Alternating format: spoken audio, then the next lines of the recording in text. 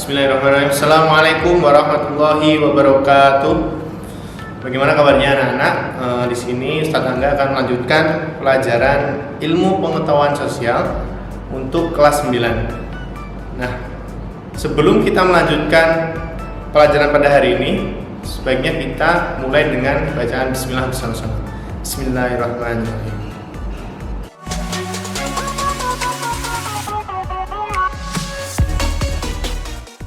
Pada pertemuan kita PJJ kemarin, waktu Jumat kemarin, kita sudah membahas tentang apa?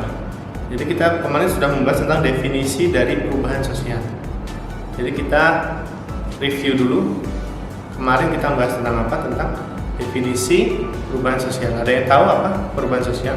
Ya, perubahan sosial adalah perubahan pada struktur masyarakat atau lembaga-lembaga sosial di dalamnya, ada seperti nilai norma yang ada di masyarakat itu berubah. Nah, berubahnya itu ada beberapa faktor gitu ya. Nanti kita akan membahasnya, tapi untuk hari ini nanti kita akan melanjutkannya.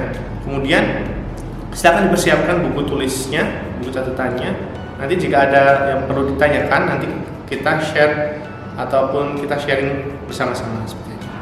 Ya, perubahan sosial tadi kan adanya perubahan pada struktur, kemudian pada sistem yang ada di masyarakat. Jadi yang perlu kita ingat ketika kita berbicara tentang perubahan sosial itu ada beberapa hal. Pertama, adanya perubahan dari cara pandang ataupun cara hidup seseorang pada suatu masyarakat. Nah, ingat yang pertama itu. Yang kedua, adanya perubahan dalam sistem dan struktur pada masyarakat. Maksudnya apa? Di sini sistem, kita berbicara sistem. Jadi sistem itu kan adanya suatu ikatan satu dengan ikatan lain itu saling terkait. Nah, di sini ada perubahan, otomatis ada pergantian sistem yang ada di situ. Contohnya kita analogikan seperti sistem itu seperti sepeda. Ketika sepeda itu bocor, otomatis kan harus ada perubahan di dalamnya. Rodanya mungkin diganti, bannya diganti seperti itu. Nah, itu berlaku juga pada perubahan sosial. Nah, yang terakhir itu adanya perubahan pada lembaga-lembaga sosial. Di dalamnya nanti ada kayak dinamakan nilai, norma yang berlaku pada suatu tataran masyarakat. Nah, perlu diingat. Selanjutnya adalah bentuk-bentuk dari perubahan sosial budaya. Ada beberapa bentuk di sini. Yang pertama adalah perubahan sosial budaya berlangsung dengan lambat. Nah, ciri-ciri khasnya dari perubahan lambat itu apa? Yang pertama itu terjadi seakan-akan tidak ada perubahan di dalamnya. Terus kemudian yang kedua itu berlangsung lama. Terus yang ketiga itu adalah tidak menimbulkan suatu hal yang dianggap perpecahan, atau kita namakan biasanya itu evolusi. Itu berlangsung dengan lambat. Nah, yang kedua adalah perubahan sosial budaya yang berlangsung dengan cepat atau yang kita namakan revolusi. Biasa dinamakan revolusi. Revolusi apa? Ciri khasnya berlangsung dengan cepat, berpotensi akan ada perpecahan ataupun konflik seperti itu. Nah, ngomong tentang konflik, di sini perubahan sosial itu berkaitan dengan konflik. Jadi ketika suatu hal itu ada dinamakan perubahan, otomatis akan di belakangnya nanti akan ada yang dinamakan konflik. Nah, seperti itu. Kemudian yang ketiga adalah perubahan sosial yang berpengaruh besar.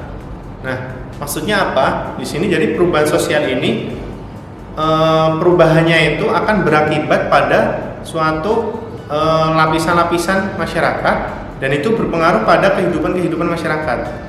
Nah, contohnya ketika ada perubahan tentang industrialisasi.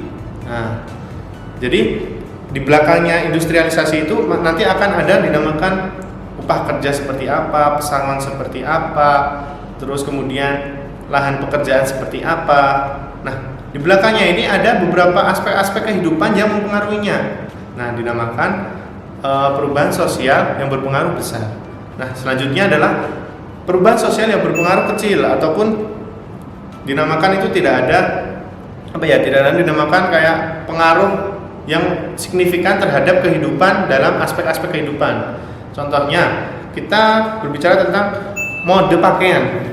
Nah, ketika seseorang itu mengalami perubahan ataupun ketika zaman itu mengalami perubahan pada mode pakaian, itu tidak mempengaruhi aspek-aspek kehidupan lainnya. Nah, itu dinamakan perubahan sosial dengan tidak mempengaruhi aspek-aspek kehidupan yang lain. Kemudian selanjutnya ada perubahan sosial yang dikehendaki. Nah, perubahan sosial yang dikehendaki adalah suatu perubahan sosial yang dikehendaki oleh aparat-aparat pelaksanaan pembangunan. Nah, ini berkaitan dengan pemerintah. Jadi, pemerintah itu membuat suatu kebijakan ataupun pembangunan berguna untuk apa? Berguna untuk dengan maksud tertentu. Contohnya seperti ini. Ya, jadi ketika pemerintah membuat suatu rumah sakit yang ada di daerah ataupun RSUD misalnya, RSUD.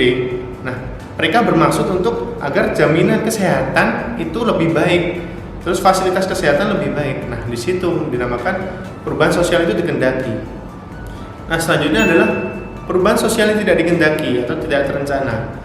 Jadi, maksudnya di sini adalah perubahan-perubahan yang tidak diinginkan oleh masyarakat. Contohnya, adanya pengangguran, kesenjangan sosial. Itu mereka tidak menghendaki hal itu. Tetapi karena itu merupakan proses dari misal pembangunan, terus pembangunan tidak merata di suatu tempat, otomatis tempat lain satu dan lain itu berbeda. Nah, tempat yang rendah itu akan menghasilkan pengangguran. Nah, itu kan tidak terkehendaki atau tidak terencana. Tapi ibarat karena ada efek domino dari pembangunan. Intinya dari bentuk perubahan sosial yang tidak dikehendaki adalah perubahan sosial yang tidak diinginkan oleh masyarakat. Perubahan itu terjadi seperti itu. Kemudian faktor pendorong terjadinya perubahan sosial. Di sini ada dua faktor. Pertama, faktor intern perubahan sosial budaya ataupun faktor terjadinya perubahan sosial budaya. Yang pertama adalah bertambahnya dan berkurangnya jumlah penduduk atau adanya suatu yang dinamakan natalitas dan mortalitas pada suatu penduduk. Nah, itu mengakibatkan adanya suatu perubahan sosial.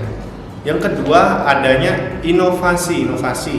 Nah, inovasi di sini berkaitan dengan invention, discovery. Nah, maksudnya di sini tiga hal ini berkaitan dengan penemuan hal yang baru. Bisa jadi hal yang baru itu sebelumnya sudah ada tapi belum dijadikan suatu bentuk empiris, suatu bentuk barang yang benar ada, ataupun sebelumnya memang belum pernah ada. Nah, itu diadakan. Nah, itu dinamakan penemuan baru ataupun dari inovasi tersebut.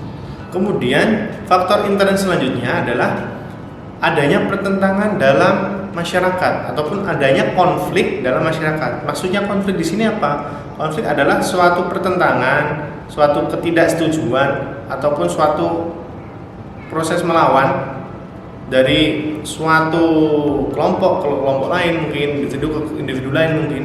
Nah, di sana akan mengakibatkan suatu yang dinamakan perubahan sosial. Seperti yang saya bilang tadi, biasanya ketika ada konflik pada masyarakat, otomatis di situ akan berakibat akan perubahan sosial. Contohnya kita seperti ini. Contohnya adalah ketika ada proses pembangunan jalan layang ataupun underpass dan lain-lain. Nah, flyover. Nah, di situ otomatis kan ada konflik di dalamnya. Konfliknya apa? Waktu pembangunan otomatis akan terjadi kemacetan yang parah di situ.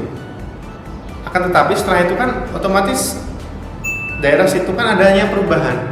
Perubahannya apa? Jalannya menjadi besar, jalannya menjadi lurus, dan jalannya menjadi enak buat dipakai di jalan seperti itu. Nah, makanya setiap ada konflik biasanya itu berkaitan dengan perubahan sosial. Nah, selanjutnya adalah perubahan sosial karena adanya pemberontakan ataupun revolusi.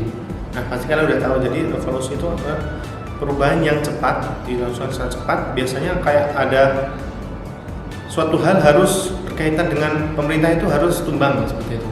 Nah, itu dinamakan revolusi. Contohnya revolusi Cina, revolusi Kuba, revolusi industri Prancis dan lain-lain seperti itu ya. Nah, kemudian faktor ekstern dari perubahan sosial atau terjadinya perubahan sosial. Yang pertama adalah faktor lingkungan fisik atau alam. Nah, di sini faktor lingkungan itu dapat mempengaruhi perubahan sosial pada tataran masyarakat. Contohnya apa? Ketika kita pikir kalau di Aceh itu terjadi tsunami pada tahun 2004. Nah, di sana kan itu karena alam yang mempengaruhi perubahan. Sehingga perubahan orang masyarakat yang ada di Aceh akan terganggu ataupun akan berubah. Nah, itu dimaksudkan faktor ekstern dari lingkungan fisik ataupun lingkungan alam. Seperti itu. Terus selanjutnya adalah peperangan antar negara. Nah, itu. Terus yang ketiga adalah adanya pengaruh kontak kebudayaan masyarakat lain atau masyarakat dari luar. Nah, di sini konsep perubahan sosial dari pengaruh kontak kebudayaan masyarakat dari luar itu seperti ini. Jadi di sini ada dinamakan difusi. Difusi itu adalah penyebaran suatu kebudayaan dari suatu masyarakat lain. Nah, ketika dari difusi kebudayaan atau penyebaran kebudayaan nanti akan mengakibatkan yang dinamakan asimilasi dan akulturasi. Nah, untuk asimilasi apa? Asimilasi adalah penyebaran kebudayaan dari kelompok satu kelompok lain, dan kelompok lain itu menerima perubahan tersebut, otomatis lambat laun kebudayaan yang dipegang oleh kelompok penerima tadi akan semakin hilang. Nah, berbeda halnya dengan akulturasi. Jadi akulturasi adalah persebaran kebudayaan dari kelompok A ke kelompok B. Nah, tapi mereka saling menerima kebudayaan ini dengan kebudayaan lainnya. Jadi mereka melebur menjadi suatu kebudayaan yang saling dinamakan seperti diterima oleh masyarakat. Nah, itu dinamakan akulturasi. Nah, untuk asimilasi rumusnya itu kayak A tambah B sama dengan C. Nah, akulturasi mereka menjadi satu itu dinamakan A tambah B sama dengan AB. Itu dinamakan akulturasi. Nah, demikian materi kita tentang perubahan sosial. Ada beberapa hal tadi kita sudah membahasnya tentang bentuk-bentuknya seperti apa, faktor pendorongnya seperti apa, dan lain-lain. Silahkan kalau ada yang perlu ditanyakan, nanti kita sharing sama-sama ke WA Ustadz ataupun ke Teams ya, seperti itu ya. Kurang lebihnya mohon maaf, jika ada kurangnya mohon dimaafkan. Dan saya akhiri, Assalamualaikum warahmatullahi wabarakatuh.